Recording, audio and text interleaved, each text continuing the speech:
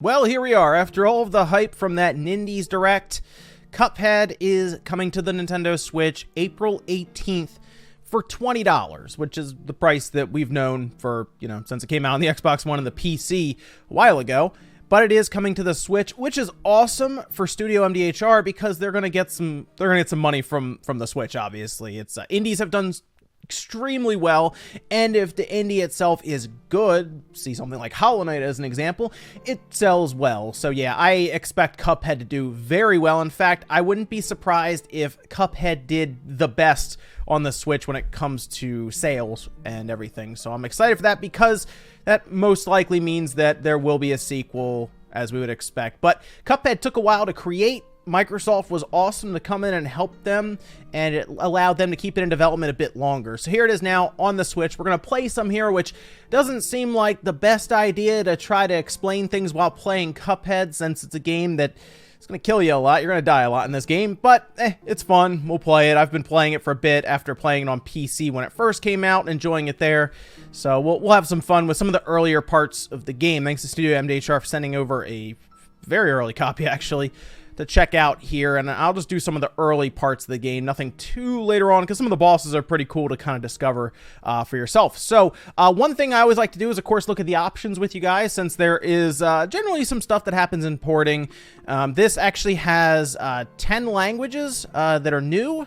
So they have 11 languages total. So they have French, Italian, German, Spanish, Brazilian, Portuguese, Polish, Russian, Japanese, Korean, and then simplified Chinese, of course, to go along with English. So plenty of options there for languages, which is really cool. Mugman is playable in single player mode. Studio MDHR also created new art for the game with fully animated cutscenes, new special effects, and then they also did a bunch of optimizations that should go into helping out the Xbox One version as well. So that's really cool to see there. Visually, you can play around with it. I usually turn the color bleed down. You can turn it also all the way up, and then it kind of makes your eyes bleed, I think. But all your audio stuff there and everything does have achievements. They have built-in achievements, which is great. Nothing too new there, actually, if you played it before. But for a system that doesn't have achievements, it is nice to have them built in for a game like this. So very cool. And like I said, I've played some of it, mostly the early parts of the game, so I can show you guys some of it after playing through it. Is the 28%. After playing through it on the PC, it didn't take too long to get this far in this because I'm somewhat familiar with it. So we're actually just going to play as regular Cuphead there, and let's jump in here and try it out. So some of the questions people have been asking: how does it run on the Switch? And that is a great question. If you remember a while ago, I actually did a video where I checked to see how it would play on something like a PC that does not have a video card, and it played fine. It also played fine on my GPD Win, so I was pretty confident it would be okay on the Switch, and I'm happy to say that it is. It's 720p in handheld mode, 1080p docked, so you get native on both for what it puts out, and 60 frames per second straight up. So everything from what I've seen here, looking on my monitor and playing in handheld mode, it looks good. I'm pretty happy with it so far. So everything is great there. Good experience. So let's play a little bit of Cuphead, like I said, while I try to talk over it, which I'm sure will go great. But the thing about Cuphead, you're going to die a lot in the game. If you are new to this game, it is a game that breaks you down and then gets you to celebrate when you finally beat the level or the boss. It's just the way it is. You learn as you play, and then when you do eventually beat it, it is an awesome moment.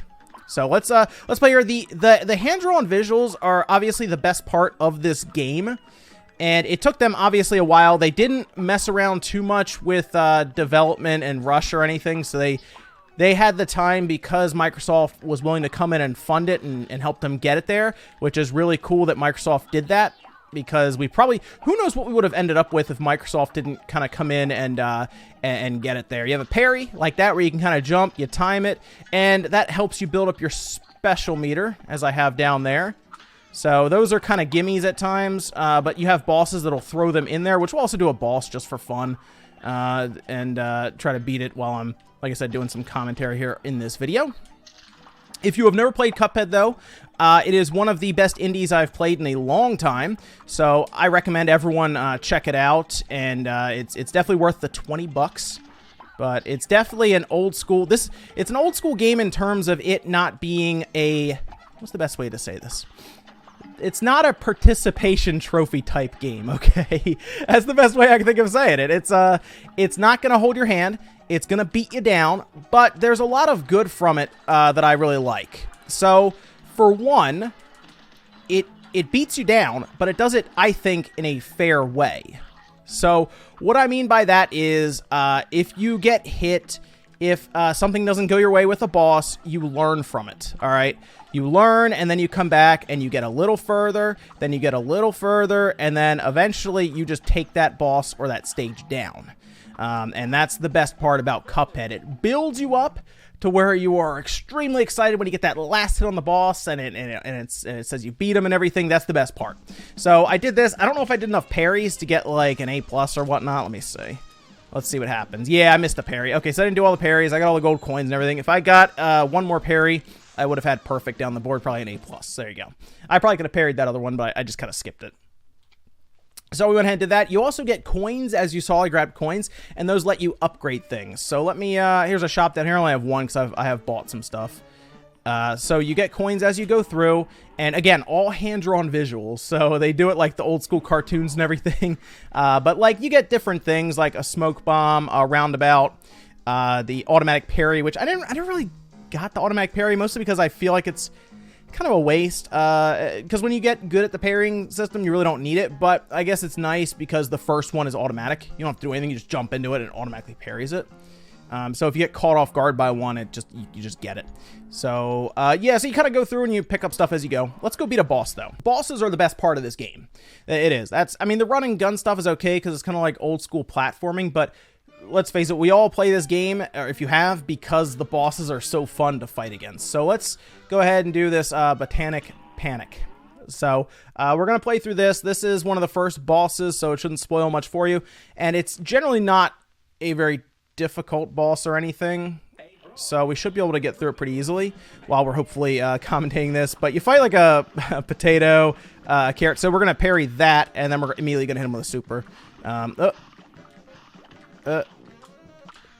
lot of concentration goes into there we go, and super, and it definitely tests your ability and your reaction time in the game. And here's the thing, like I said, you're gonna die a lot, and at the end it counts your deaths. So if you end up with less than 100 deaths throughout the entire game your first time, I would say you're pretty good at these type of platforming games, to fighting bosses and everything. Oh, I didn't get that. Oh, well. You know, I think I might have had enough parries, though, in the beginning to get it.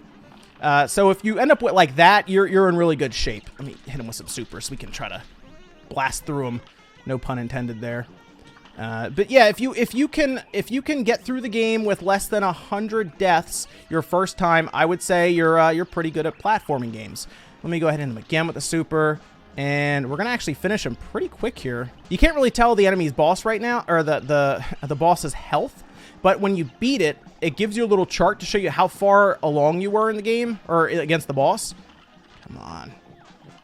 He's got to be almost done, I think. Yeah, because he's hitting multiple times with this, so he is almost done. Let's hit him with super, see if we can finish him.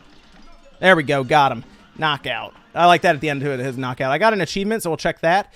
Didn't get hit, though, there, and I think I got enough parries. That might be an A+. How long did it take? A minute 31. Okay, cool. There we go. Yep. And super meter 6, skill level 2. There we go. Got the A+. Perfect score. What was that ceramic achievement that I got? Let's see. So that's basically one of the early bosses that you fight. It's one of the ones that kind of gets you into it. They're not, some of the bosses get very difficult, okay? That boss is not a boss I would judge the game on. These are things that kind of get you into the game. So you have this overworld as well. And as you go through, you unlock different parts. You go to different worlds. This is still kind of like World 1. Should check that achievement, just see what it was. What was it? Ceramic. Here we go. Defeat a boss with an extra special move. Okay, that's fine. I'm surprised I hadn't done that before.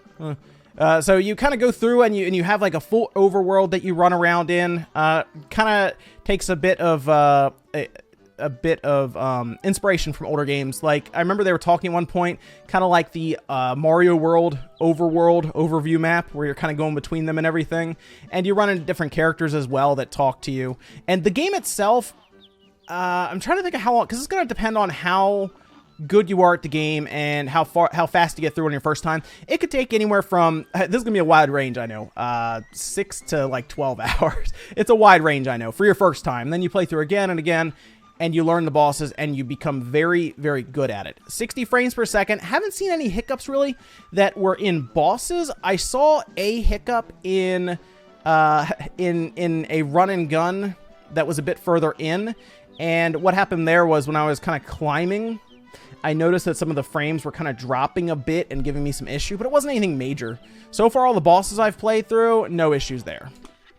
You do get extra supers. You get shots that you can equip. I got the lobber and the spread. The spread is what I was using, and that's the one I recommend to unlock as soon as you can because it does a lot of good damage if you're close, and it does help out for that sense. So full co-op and everything you can do. If you want to use the split Joy-Con controllers, you can, and then you can kind of go through it together and have a good time there. It's just a fun game overall, and for 20 bucks, honestly, I recommend everyone pick it up. And I will say it runs great. It looks good on my TV and in handheld mode, and I think it's worth a pickup. And it's not out for a bit. You got like another 28 days or something. You got a little while.